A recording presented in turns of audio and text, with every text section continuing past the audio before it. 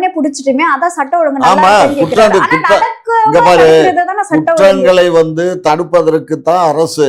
ஆனா குற்றங்கள் நடந்த பின்னாடி அந்த குற்றங்கள் செய்தவர்களை பிடித்து தண்டனை வழங்குவதும் இந்த அரசு தான். ரெண்டுமே அரசு தான். முந்தையதுல பின்தங்கிச்சு, பிந்தையதுல ஜெயிச்சிருச்சு, அவ்வளவுதான். அப்படிதான் பார்க்கணும். நடக்க விட்டுட்டுன்னா அவரே சொல்லலையா, ஒவ்வொரு பொண்ணுக்கும் போலீஸை நாங்க கூட அனுப்பிச்சுட்டே இருக்க முடியுமா? நீ கக்கூசுக்கு போற, பாத்ரூம் போறீங்கன்னா போலீஸ் போன்னு அனுப்பணுமா?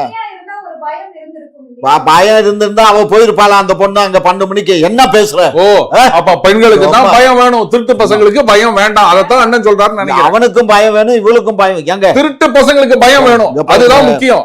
நீங்க நியாயமா இருக்கவங்களுக்கு பயம் வேணும் சொல்லாதீங்க, நல்லவங்களுக்கு பயம் வேணும் சொல்லாதீங்க, பெண்களுக்கு பயம் வேணும் சொல்லாதீங்க. பெண்களுக்கு பயம் வேணும்னு சொல்ல, எதிர்த்து போராடக்கூடிய குணம் வேணும், அதை நான் மறுக்கல. அது எங்க சார் நான் என்ன சொல்றேன்,